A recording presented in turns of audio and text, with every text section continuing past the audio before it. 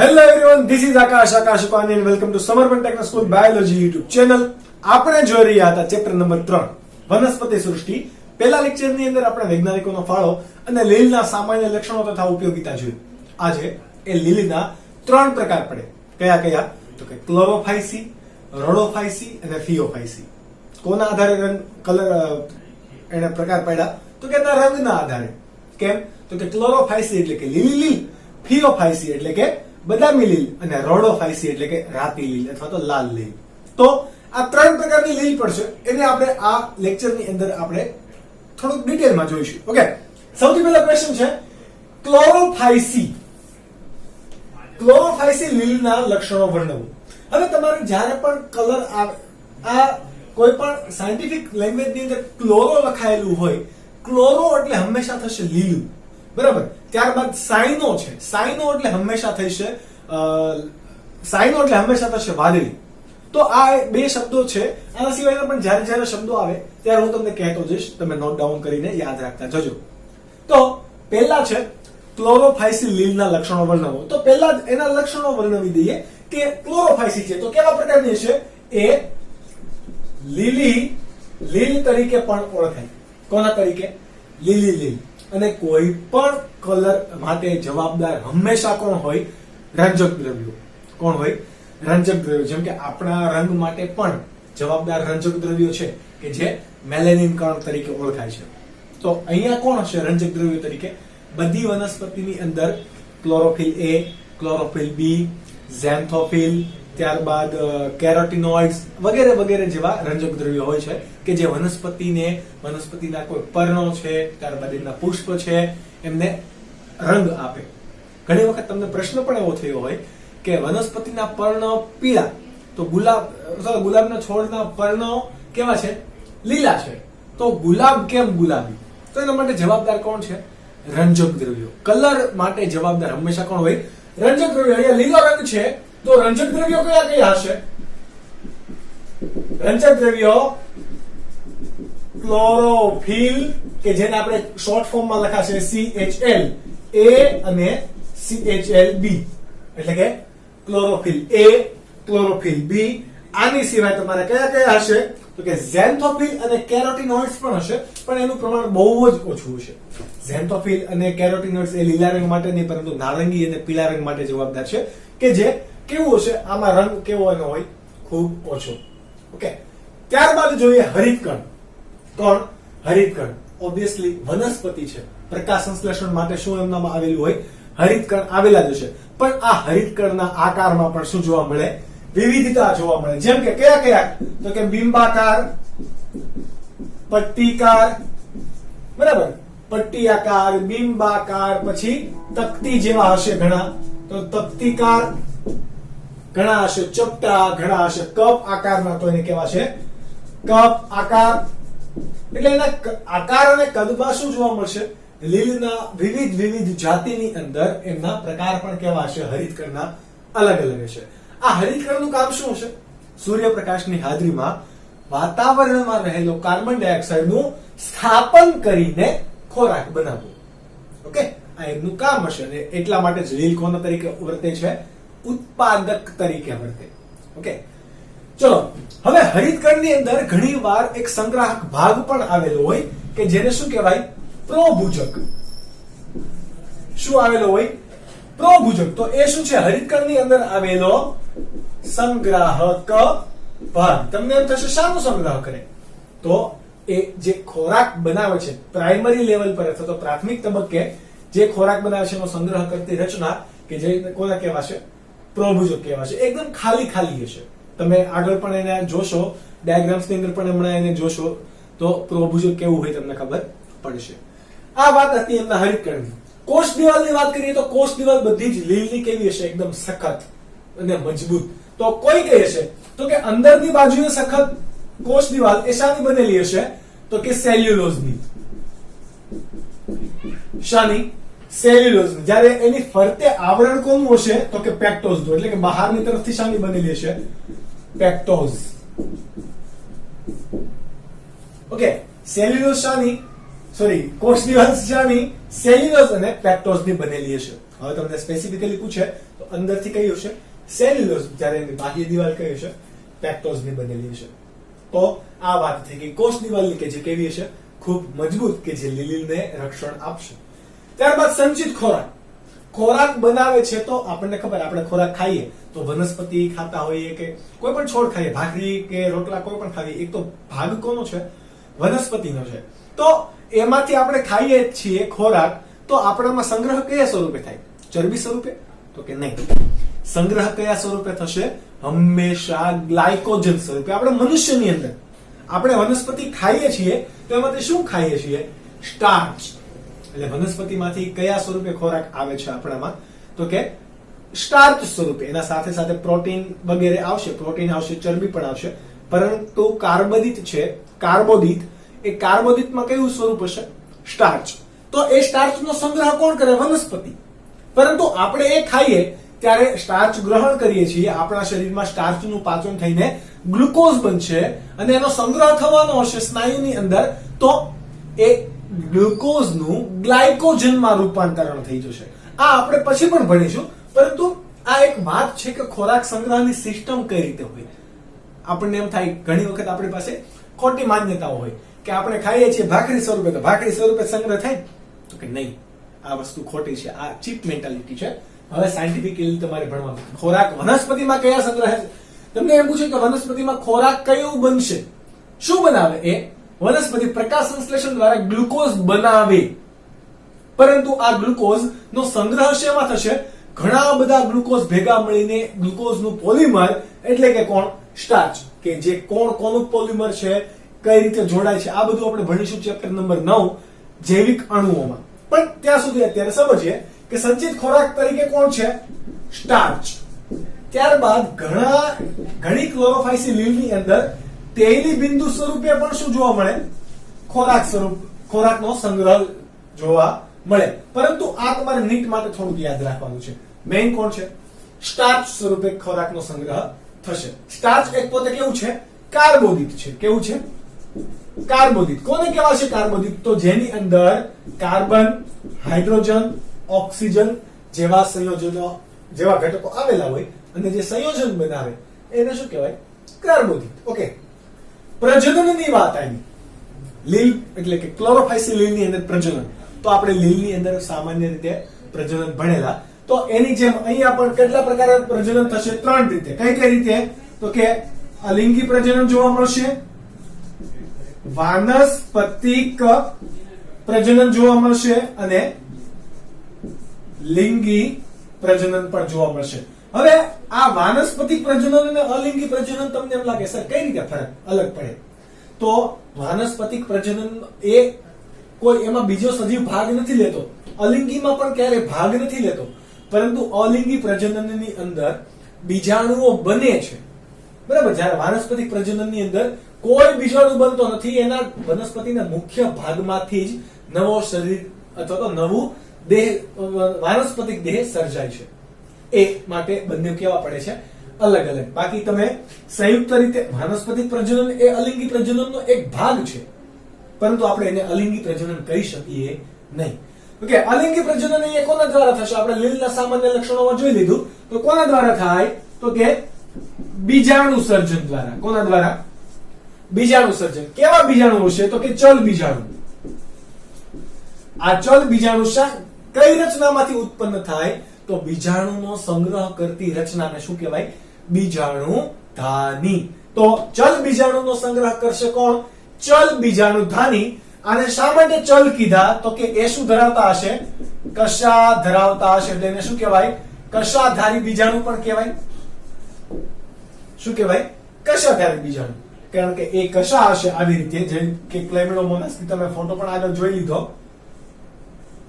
તો આ ક્લેમિડોમોનાસની અંદર જો આ શું છે? કશા છે. તો કે એક જગ્યાએથી બીજી જગ્યાએ જવા માટે કોણ મદદ કરશે? કશા. તો એટલા માટે એ ચલિત છે. જ્યારે જેમાં કોઈને કશા નહીં હોય તો એ ચલન કરી શકશે નહીં. એટલા માટે શું કહેવાય? અચલિત બીજાણુ અથવા તો ક બીજાણુ. પણ અહીંયા એવું કઈ છે નહીં. ત્યારબાદ વાત કરીએ વાનસ્પતિક પ્રજનનની. તો વાનસ્પતિક પ્રજનન કોના દ્વારા કરશે? એ અવખંડન. તમને બધાને હવે ખબર છે કે અવખંડન કોને કહેવાય? ઓકે, કોઈ પણ ટુકડો અલગ જગ્યાએ જાય એટલે ત્યાં પણ પોતે એક સજીવ તરીકે વર્તે.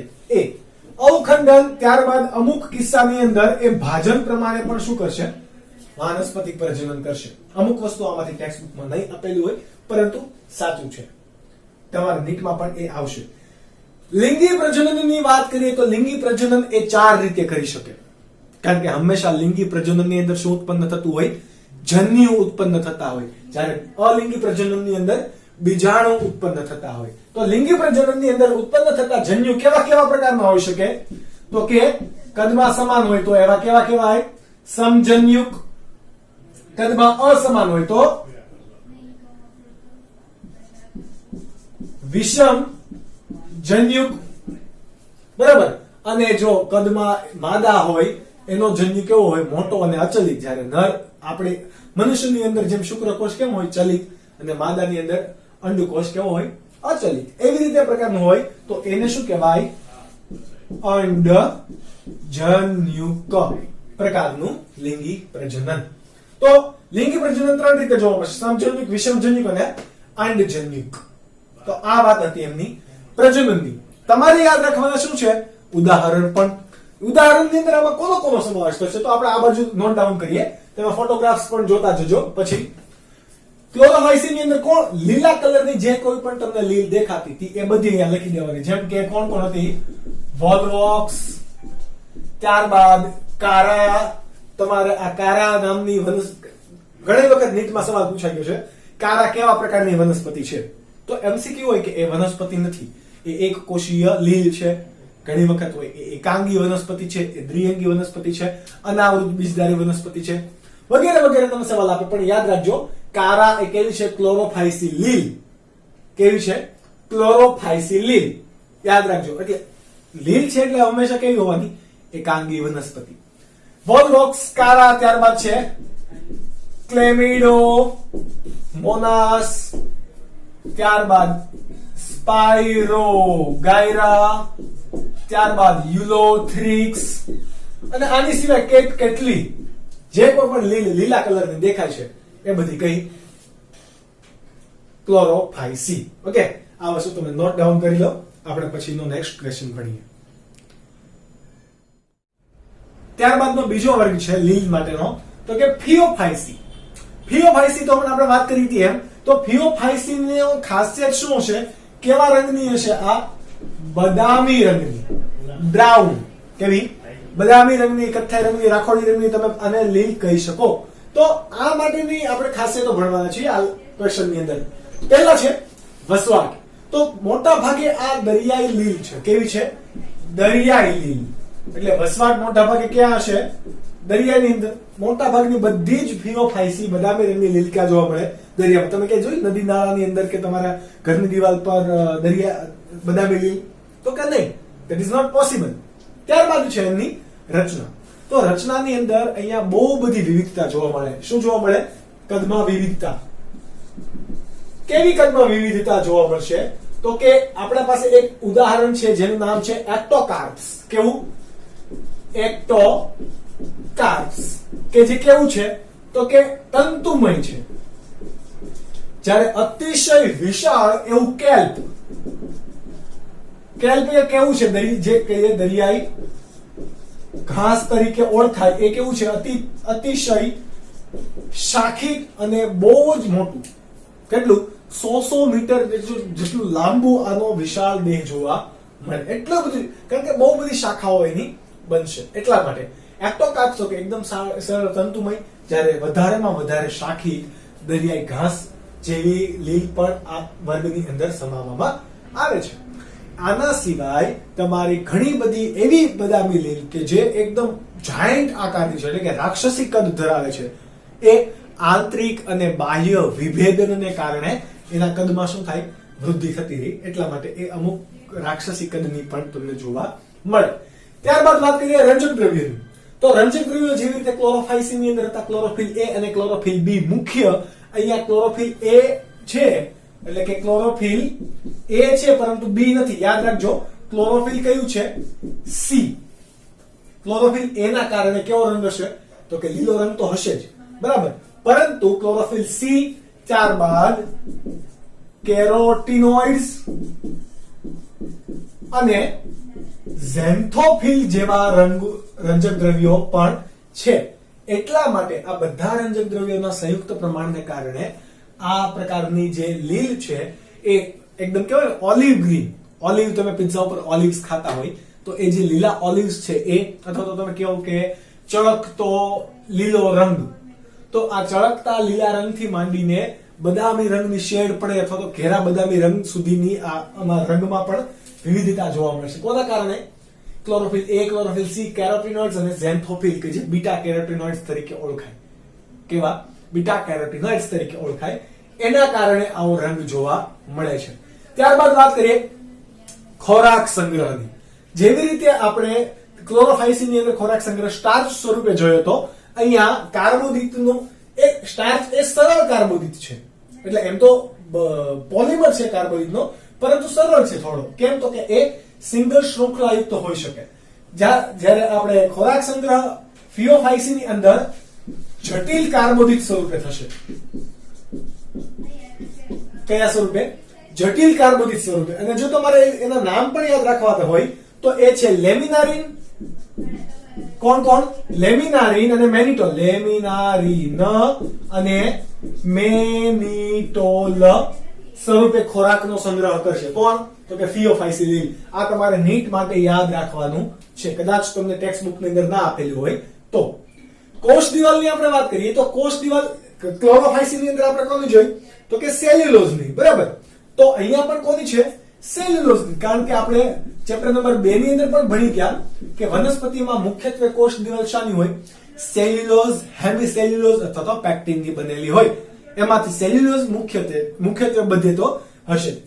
સેલ્યુલોઝ ની બનેલી કોષ દિવાલ છે, એના ફરતે શું આવેલું છે? આલ્જીનનું જિલેટીન યુક્ત માધ્યમ આવેલું છે. હવે તમે ભણી ગયા હતા કે બદામી લીલ એ શાના માટે વપરાય? તો કે આલ્જીન માટે. આલ્જીન પોતે કેવા પ્રકારનું છે? બદામી રંગનું જલગ્રાહક પદાર્થ છે. ઓકે, તો એ પૈકી આ આલ્જીન કોઈ લીલ નથી. આલ્જીન અને કેરાજીન લીલ નથી, એક પ્રકારના પદાર્થો છે. તો સેલ્યુલોઝની ફરતે આલ્જીનનું આવરણ આવેલું હોય એટલા માટે આ કેવા દેખાશે? હવે તમને બદામી રંગની લીલ દેખાશે. ત્યારબાદ આપણે વાત કરીએ દેહ રચનાની. તો દેહ રચનાની અંદર ઘણી, જો જીવરસની અંદર તો શું હોય? જીવરસની અંદર તમારી કોષીય અંગિકાઓ તો હોય જ. અહીંયા શું હશે જીવરસની અંદર? ઘણીવાર મોટી રસધાની અથવા તો આપણે એને અહીંયા શું કહીશું? વાત કોટરો કહીશું. કે જે અહીંયા તમે એક ફ્યુકસ ની અંદર જોઈ શકો કે આ ફ્યુકસ ની અંદર છે ને આવી રીતે મોટી મોટી વાત કોટરો આવેલા હશે. શું આવેલા હોય? વાત કોટરો.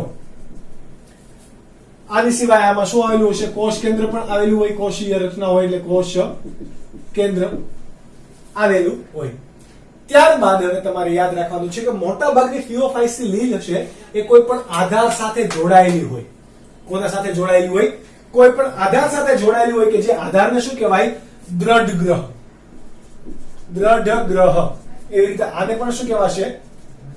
દ્રઢ ગ્રહ. એવી રીતે અહીંયા પણ શું છે? દ્રઢ ગ્રહ. આ તમારી 3 અલગ અલગ પ્રકારની ફિયોફાઇસી લીલ ઉદાહરણ છે. બરોબર. પહેલું છે એ તમારું લેમિનારિયા છે, ત્યારબાદનું છે એ તમારું ફ્યુકસ છે, અને ત્રીજું અતિશય શાખિત છે આ એ કયું છે? ડિક્ટિયોટા. કયા? લેમિનારિયા, ત્યારબાદ આ તમારું ફ્યુકસ,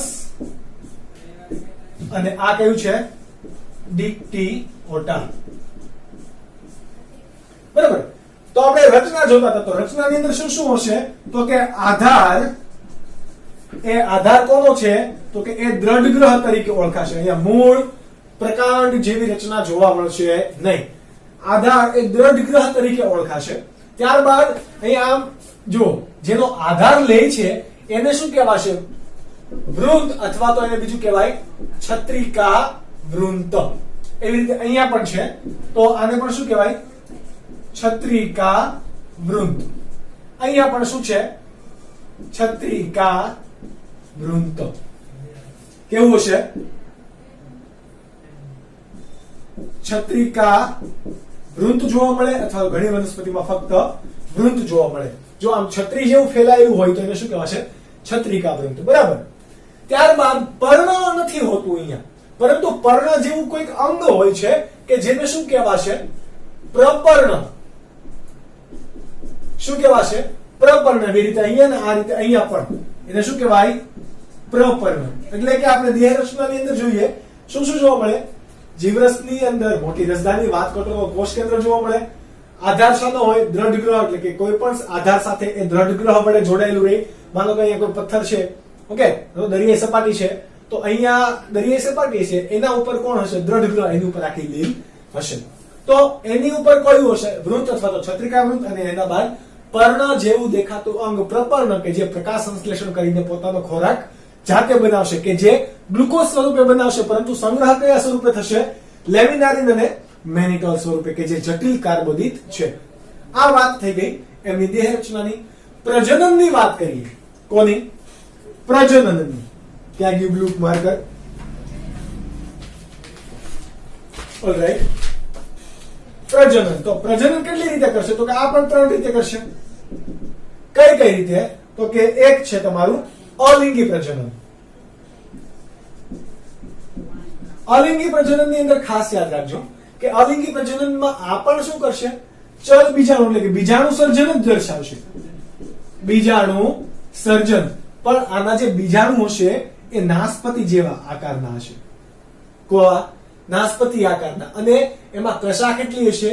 2. આ એની ખાસિયત છે. આ 2 કશા પૈકી એક કશા લાંબી, એક કશા ટૂંકી, એટલે કે અસમાન કશાઓ હશે.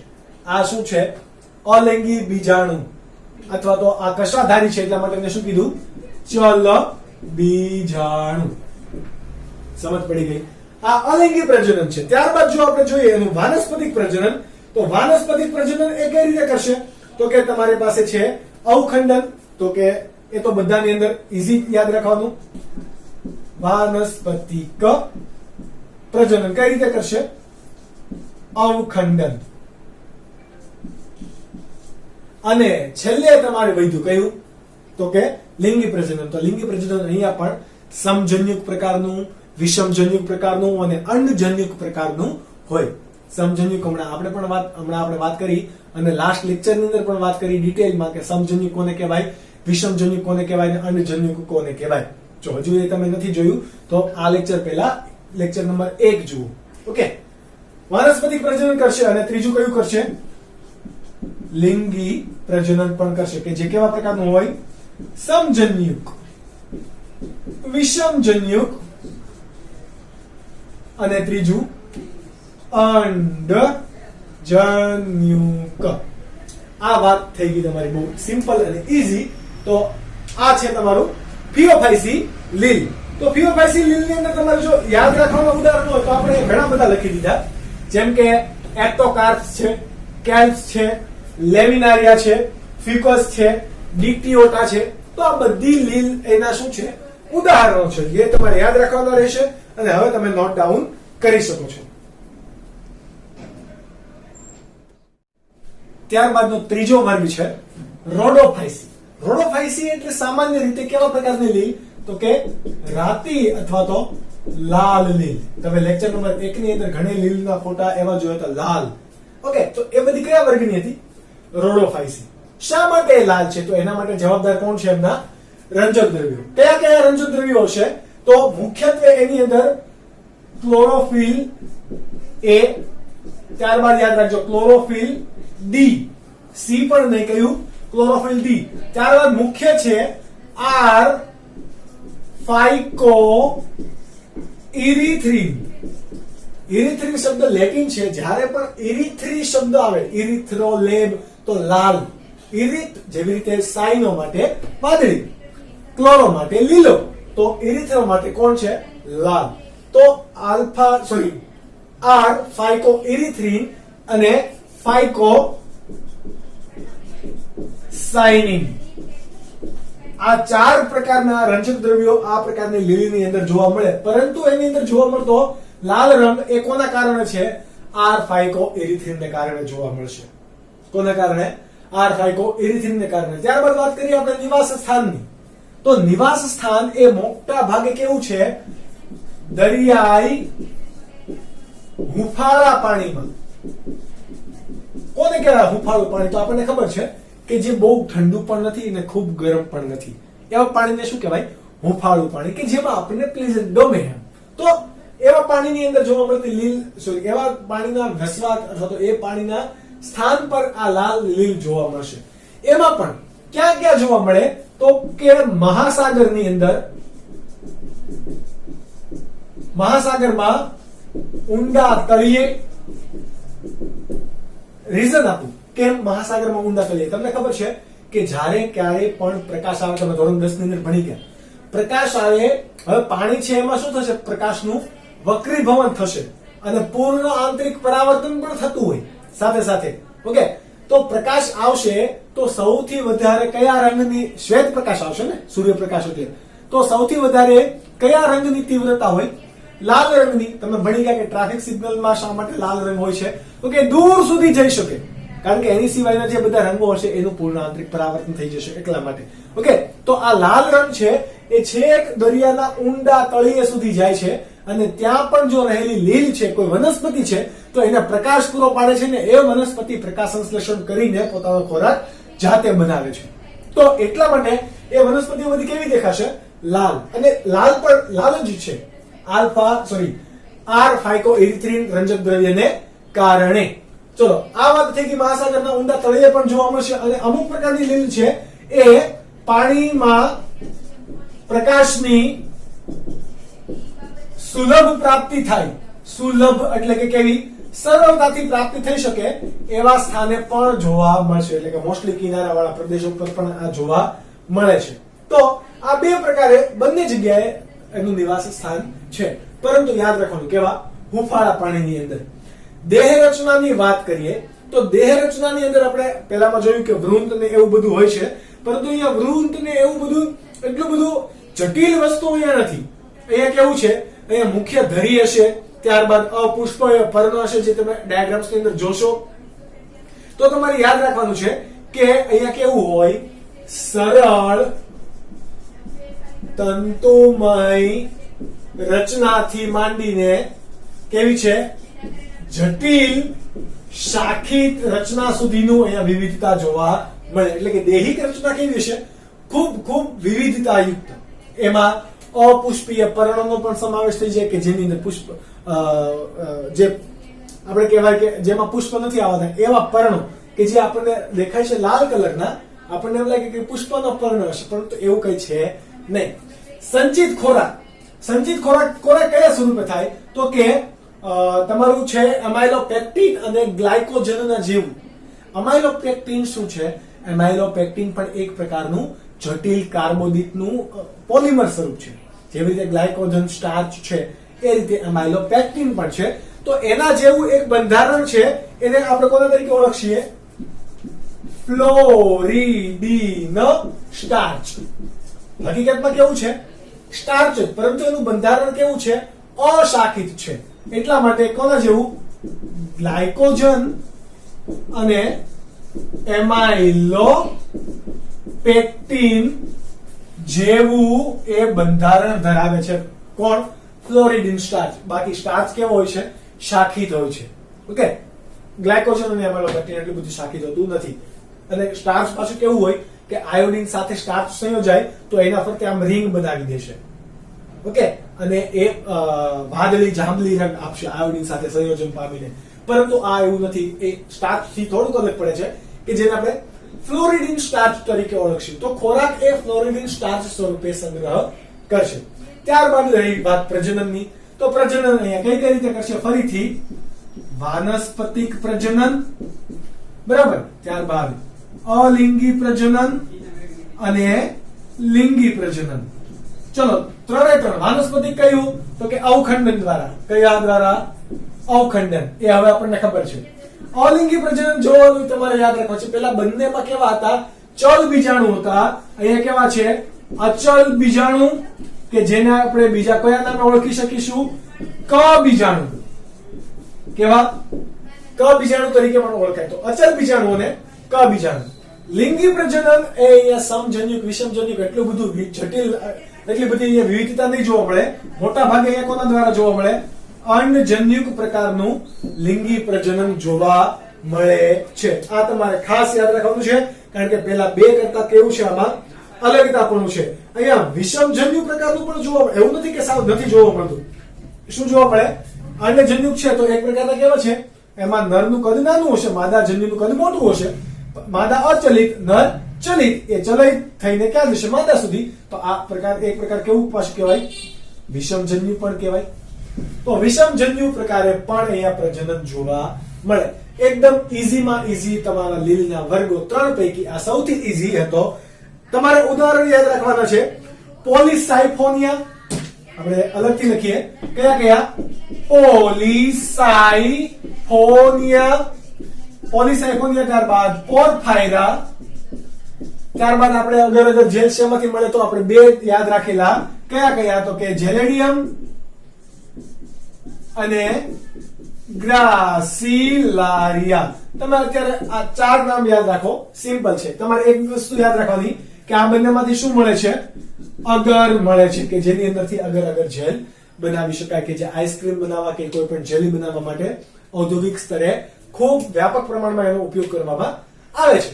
તો આ વાત હતી તમારા વર્ગ કયો? રોડોફાઇસી. હજુ યાદ રાખજો, આ વનસ્પતિ એટલે કે લીલના શું છે? વર્ગો છે. તમને 3 ની બાબતે તમને તફાવત પણ પૂછે તો આવડતો હોવો જોઈએ. નેટની અંદર પણ આમાંથી જ વધારે પૂછશે. કેમ? તો કે તમને કમ્પેરિઝન પૂછે તો આમાંથી ટ્વિસ્ટ કરીને સવાલ પૂછે.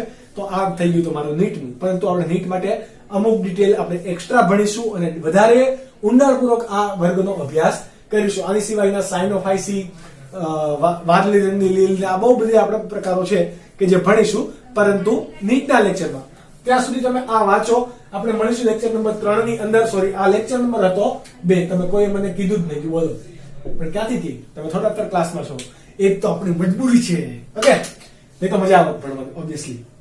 તો મળીશું આપણે હવે લેક્ચર નંબર 3 ની અંદર. ત્યાં સુધી bye bye and take care.